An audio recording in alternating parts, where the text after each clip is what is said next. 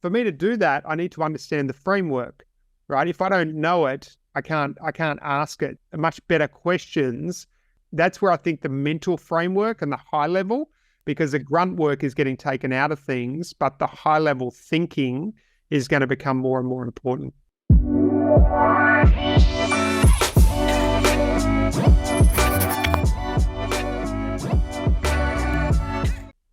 Welcome to today's episode of Influence by Design. I'm your host, Samantha Riley, and today we are going to dive deep down the AI rabbit hole. This is such a hot topic, and we're going to talk specifically about how to book your calendar out with emails.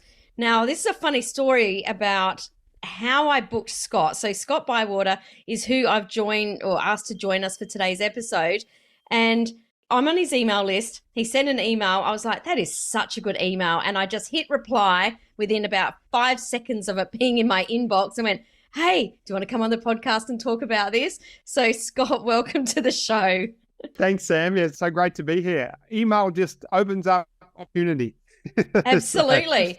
Well, you know, it must have been a good email. Look, you've been around the block for a while. You've been in the copywriting journey or the game since 2003. You're not one of the newbies. We've known each other a really long time, and you're highly sought after, not just for your copywriting, but you've run the highest, I like this, what many regard as the highest level private marketing group in Australia, Elite Marketers, which I'm super proud to be part of.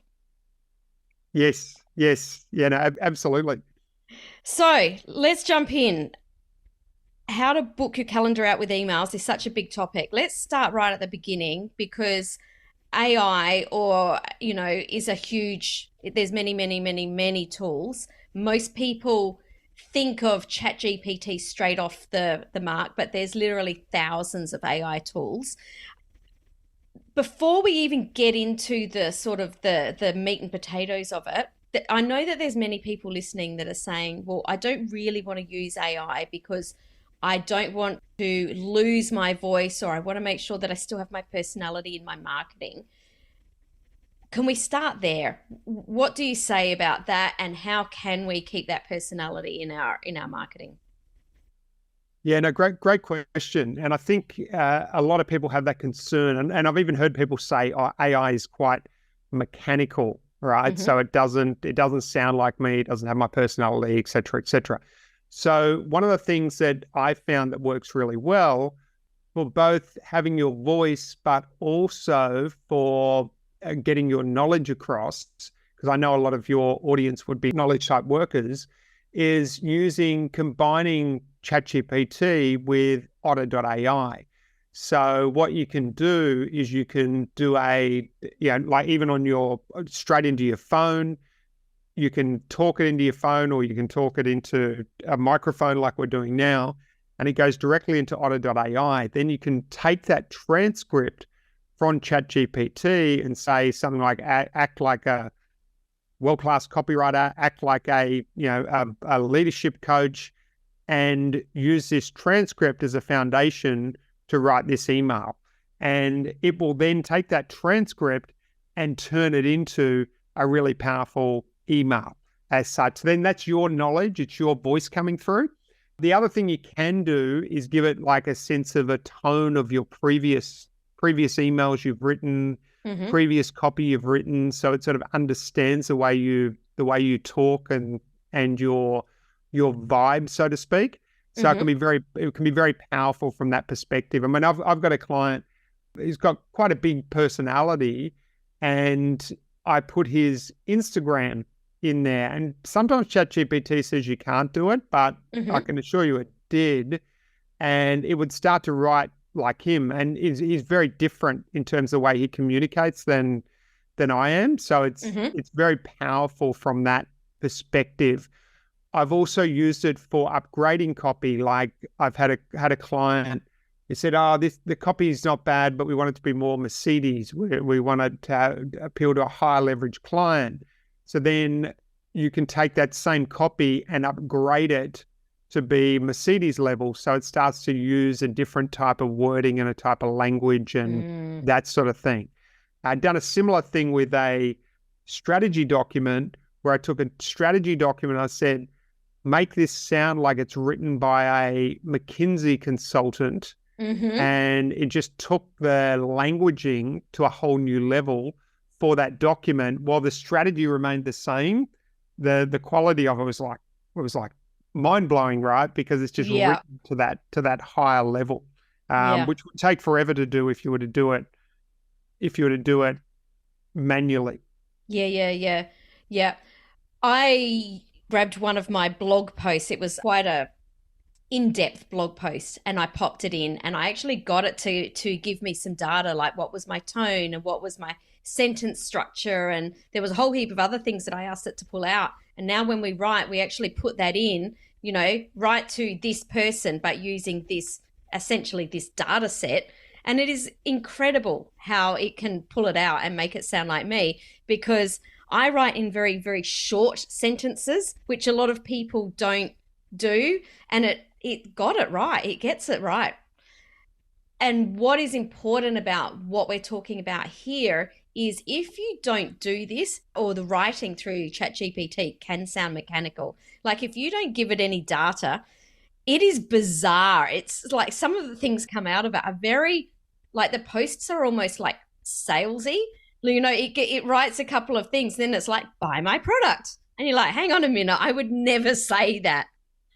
Yes, and you need to direct it, right? But you can literally take something, and like I was on a online summit recently, and I did, as an example, I said, write this email. We did a transcript. I said, write this as an email like your Matt Fury, who's quite a funny, very entertaining email writer.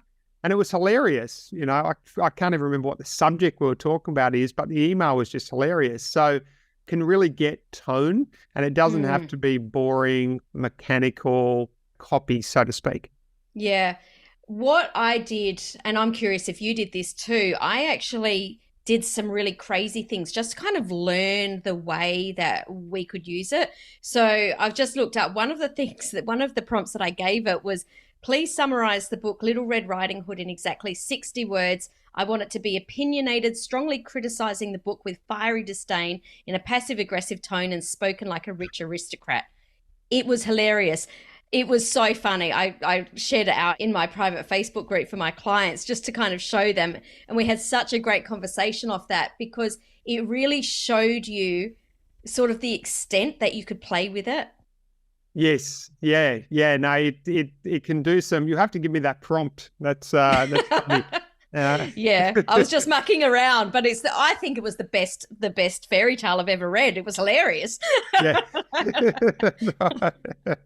Yes. So it's very powerful, and I think the whole thing is, because then the question becomes, well, what does the future hold for all of these different industries and all that sort of thing? So I know someone who's coming to the event that I'm running, like she's working on stuff where it's literally replacing 80% of the workforce in some organizations. So then you look at this as an individual, no matter what field you're in, whether you're a writer, whether you're a lawyer, whether you're an accountant, whether you're a doctor, it doesn't matter what field you're in, it is at risk. Because, like for example, I had someone who was going to write an affiliate contract. He got quoted $3,000. He got ChatGPT to do it. Then he ran it past someone, and it cost like $500 to get it done. So it's all of a sudden, it's changing the game in that way. So then the question is, well, how do you overcome that, right? So because now one person can potentially do the job of like 4 or 5 people. And my thinking is it's being a strategic thinker, number one, but number two, also looking at it from a understanding mental models, because there's things I can do with copy which can make it sing. Like I can go in there and say, write it as, write this webinar landing page based on Russell Brunson's perfect webinar funnel, or write this sales page based on this Dan Kennedy's or Gary Halbert's, penny letter or something like that, and it will do it. But for me to do that, I need to understand the framework, right? Yes. If I don't know it, I can't ask it. So let's say a professional coder is going to be able to ask much better questions than I could ask because I don't understand coding. So that's where I think the mental framework and the high level, because the grunt work is getting taken out of things, but the high level thinking is going to become more and more important. Yeah, so we need to understand the strategy, be able to create it, be more creative, and give the grunt work to the AI. Yeah, exactly. Yeah, because I guess that's one thing that I did want to ask. We're seeing lots of people or I am in some of these chat GPT groups that are saying, oh, I made this much money because I created an online course using chat GPT and I don't know anything about this. But that's going to be very superficial and very not deep, very shallow, I guess, is where I was going, because they don't understand the nuances that people like us understand and have been around the trap. Yeah, absolutely. And I think at the end of the day, people want an end result is what they're ultimately looking for if they're going to buy something or they're going to invest in something, right? So, and if so the game is, well, how do we achieve that? How do we use technology to achieve that end result and then show other people how they can do the same thing? Whereas if you're writing an online course and you know nothing about the subject, I mean, it could work now. If you're writing something about ChatGPT, right, probably anything would sell. But then as the hype wears off, as competition enters the market, all of those sort of things, from a long-term perspective, then it's probably not going to be a long-term winner, because at the end of the day, over the long term, people always invest in value is what they're going to be going for. Yeah, totally. Now, right at the beginning of this interview, we talked about email. We're talking about how to get emails or how to use emails to book your calendar out. Let's call the elephant out in the middle of the room before we even get in. Why email? Because people are talking about open rates going down and people aren't seeing my emails and emails so like 2,000 and all of this kind of stuff. Obviously, it's not. Can you speak to this a little bit before we jump in? Yeah, so it's a funny thing with email when you compare it with social media, right? Because email's biggest downfall or disadvantage compared with social media is it doesn't give you the dopamine hits. So I can put something up on Facebook and within 10 minutes I'm getting likes, getting comments. I feel really good about myself, right? But I'm not making any money. I might be building my brand, but it's not a revenue generator. Whereas if you look at email, like according to litmus.com, email gets a 36-to-1 ROI versus any other, for every dollar that you invest. Whereas if you look at social media, it's far, far less than that. I think it's like $3 to $6 according to Convince and Convert. So that's where email is so powerful. Now, the advantage is with email, like I know I've done launches with email where we've brought in, we've generated $1 million plus in a week, $500,000 in a week, many six-figure launches, numerous five-figure launches, all through email.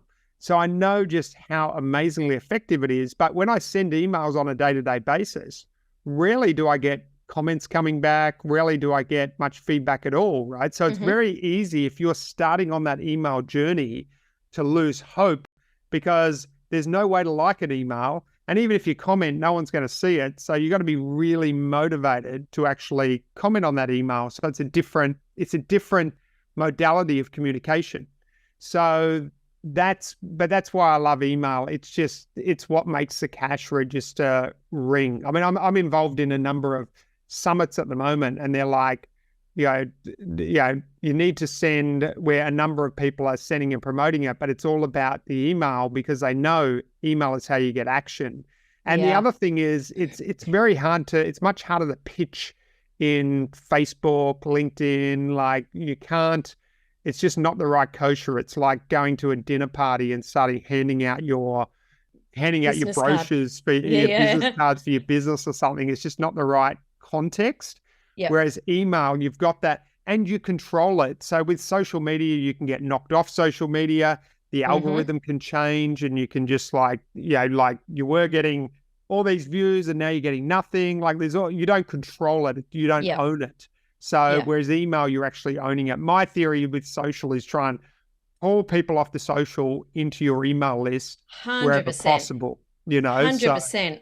Yeah. And that's exactly what I was going to say, is what a lot of people don't realize is that we're trying to get people from our social networks onto our email list. And when you think about things like Facebook ads, what you're actually doing most of the time in our industry or our niche is that we're putting out a Facebook ad to get people to opt in. All of a sudden, it's actually the emails that are doing the conversion. It's actually not the Facebook ad. Yes. Yeah. And email is generally what does the conversion, right? Like it's there's a talk about sales funnels. Well, a very large percentage of those sales funnels is the email follow-up. So I've made, I've made a small fortune off email marketing, and it's been my mainstay. I built my business on email marketing, and so many clients, like as recently as last month, we ran some webinars to someone's email list, and we brought in $50,000 plus, and not a massive email list. It might be like 8,000 or something like that in terms of numbers. So it's very, very leveraged. And the one thing that people might go, oh, 8,000, that's a lot. I've only got 100 people. But here's the thing, like I realized that it's not the size of the list many years ago, because I did a launch, and after the launch, I did something that's very unusual for marketers. I actually went back and dissected my numbers, right? So there was 7,000 people that launch went out to, and 90+% of my sales came from 180 paid subscribers that were on the email list. So it's not always the size of the list as it is the quality of that list. And I've heard that numerous cases, particularly from people who do a lot of joint ventures and that sort of thing with affiliate deals with other partners. So yeah, don't think that it's a size, because almost everyone who's been in business for a little while would have 100 past clients or 50 past clients who are highly valuable. And if you stay in touch with them, it's better than a fridge magnet, right? Like with a fridge magnet, you have that scenario where you had this plumber, he was awesome, and then like 5 years later, you're like, I can't remember what his name was, I can't remember anything. Now, had he been even just let a fridge magnet there, you would know. But if he'd been emailing you every week, you wouldn't forget about him. And all of a sudden, it's like a $2,000 job. It's just free money, no ad costs, no anything. So it's very powerful from that perspective. Yeah, I spoke about this with Danny Beaumont in episode 465, and Danny is puts joint ventures together or strategic partnerships for coaches and consultants. And he was saying that some of their best affiliates have small lists, but they're highly engaged. So it's not the number, it's the quality of the list. And on that, the cadence of emails. Generally, it's the people that email more often, yet I'm sure you hear this too. People are afraid to email, like, oh, I'm afraid to email someone because they might, get annoyed because we email, blah, blah, blah. I'm sure you hear this too. Now, you almost email almost daily, don't you? I go through my spurts. I email daily for about 10 years. I'm not quite as consistent. I read, that was what got me into email. I did a Matt Fury course. I'm like, I'm going to email like every day. And I built my business on that. And largely my reputation, my relationships, all of that sort of thing, just on email. And I don't have a problem emailing daily. That the whole thing is, it's also the context of what you're emailing. Yes. If you're emailing stuff which is a sales pitch every day, then people will soon grow tired of that, because it's like having someone calling you up and, I don't know, knocking on your door and offering you Amway, once a week. And you're like, soon you just stop taking their calls, right? Because there's no value in taking their calls for you. So what I like to call, but at the same stage, you need to sell. So what I find is there's two models that people go down. They go down the love letter approach, where they just do this love on their list, and they never pitch them. They don't make any money, and then they give up on sending emails. I mean, sometimes you still do make money because people will reach out to you if they get great content, but not as much as you could. Then the other one is the hard pitch scorched earth approach. And I've seen companies do that with large lists, and sooner or later their list just becomes less and less valuable. They get burnt out, and then they're not worth much. So what I like to to do is do what I call the third way approach, which is if you can imagine a Venn diagram, it overlaps in the middle. And that's a third way where you can literally pitch with each email, where you can do a gentle pitch if it's structured in the right way. So you're always leading with quality content. Occasionally you can do like a full-on sales pitch, but for the majority of cases, like 80, 90% of the time, you're leading with quality content, and then you'll segue at the end to an offer of some sort. Now, I'm a big fan, particularly in the audiences that we're talking to today, like the professional services and the knowledge workers and that sort of thing, on having multiple white papers to send people to.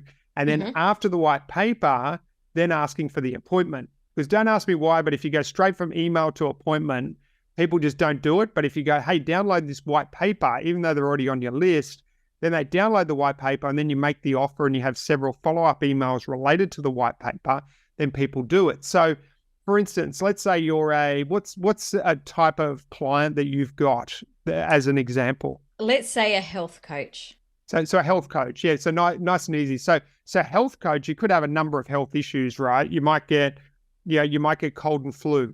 You might be overweight. You might have, you might need fitness training. All of these things can be white papers. They're just off the top of my head, like I thought of 3. But you could have literally 10, 15, 20 white papers. And if you don't know what white papers to write, go and ask ChatGPT, right? It'll give you the brainstorming stuff to do it. So you can have all of these, and now you can whip up these white papers. Historically, it's been very difficult because do I hire a copywriter to do the white papers? And that's going to cost me thousands, tens of thousands of dollars.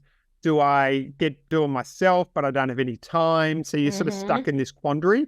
Whereas now you can speed that up. And the benefit of that, because email is like anything, like Facebook ads. If you run the Facebook ads for too long, you get banner fatigue, they stop working. So email is very much the same. If you're sending them to the same white paper and you've just got this white paper on the 7 health mistakes, eventually everyone stops downloading it.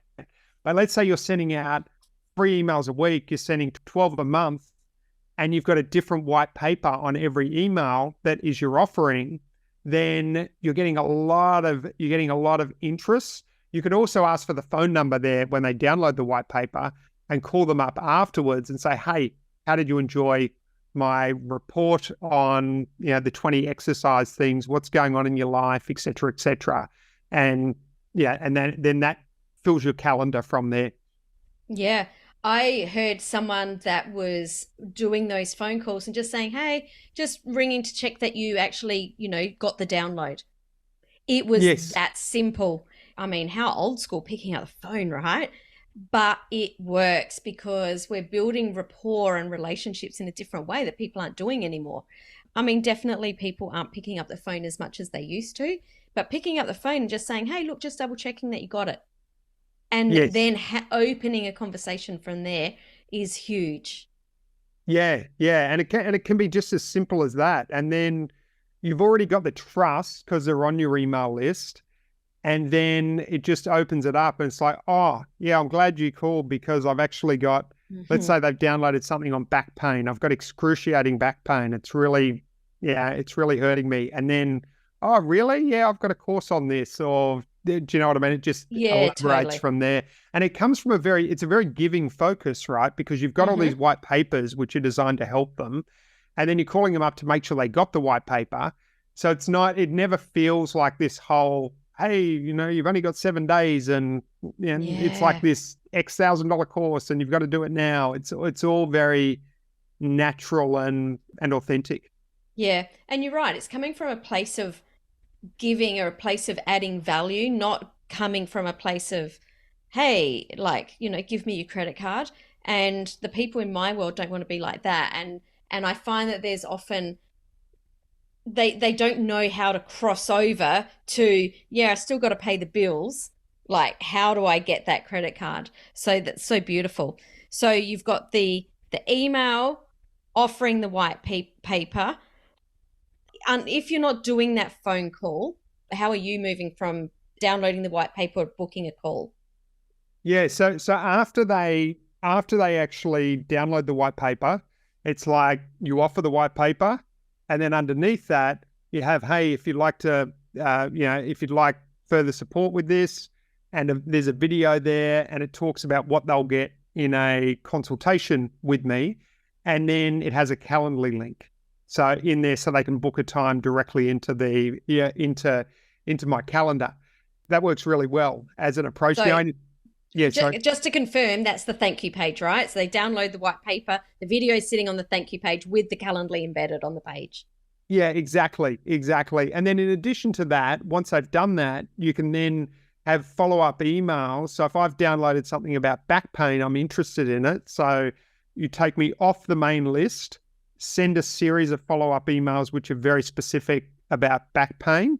Then once I've gone through that series, you bring me back to the main list. So you're almost segmenting your list all for, you're taking the time to segment your list and go, okay, this person's a back pain person. This person's got a problem with ankle pain, or this person get headaches or whatever they are that are health related. And you're chunking it down, because ultimately that's what we want. Where if we've got a headache, we don't want to know about the 7 health mistakes. We want a headache fix. Type of thing. So we've got a headache. We want the Tylenol right now. We don't want the vitamin that's going to help us 10 years down the track. Yes. Yeah. And it's relevance, right? So it allows your emails to be quite relevant, to the specific problems that you have, and to flag out things that will grab people's attention along the way. Love it. So to bring ChatGPT back into it, what are some of the things in this entire sequence that you can use ChatGPT for? You've mentioned a couple, I guess, doing the research for the white papers. What about the research for the emails? Are they writing them? Can you just expand on this a little bit more? Yeah, absolutely. So number one, you can do the research for the white papers. You can punch it into ChatGPT and say, hey, I'm a health coach. You could even put some additional information about you, your avatar, all of that sort of thing. What white papers? I want to create, 6 white papers. Which white papers would you recommend? Brainstorm them for me, and it'll come back. And you may like some of them, not like some of them, et cetera, et cetera. Then what you can do, and I'll just go through the white papers and then go through the rest of it. So, with the white paper, then you can say, hey, what's a good structure for a white paper about getting rid of headaches? And then it will give that structure. Then what you can do is you can go to Otter and you could follow that structure. And let's say the first step was with getting headaches was, I don't know, like you need to meditate once a day. Mm-hmm. So you can jump on to Otter and you go say, okay, one of the best ways to get rid of headaches is to meditate once a day. And here's why this is important, and put your own voice into it. Mm-hmm. Okay. And then you take that from Otter and you punch it in and you say, write this section of the report about meditating once a day. Bang, got that. And then you just rinse and repeat through to create that report. So then it comes to, obviously, the landing pages. You can use another model, and then write provide ChatGPT the model and say, I want to write a landing page based on this for this particular white paper. And it will give you a fairly solid model on the landing page to use. And then from there, it's the daily emails, which you can use with Otter to then take them so it's your voice and bring that into the emails. Love it. So good. Now, you've got a cheat sheet on some of the ways that you can do this for people that have been listening going, oh my goodness, give this to me now. Can you tell us a little bit around what you've got? Yeah, no, absolutely. So I've got, if you go to simpleemailroi.com/AI, you'll find my ultimate AI email writing cheat sheets. And inside there, you'll get 3 prompts that will allow you to whip up emails in minutes, even if you're a non-writer, including 5 jack-in-the-box openers that are designed to grab your reader's attention and draw them into your message, and some powerful commands to write compelling subject lines that boost your open rates. So, yeah, if you want to explore more, simpleemailroi.com/AI. Love it, love it, love it. Scott, it's been such a pleasure to chat with you today. Like I said, I've known you for such a long time. We always have great conversations. You definitely are the man that knows all about this. So it's been fabulous. And Thanks for dropping so much value bombs on us today. Yeah, no, thank you for having me. It's been a lot of fun.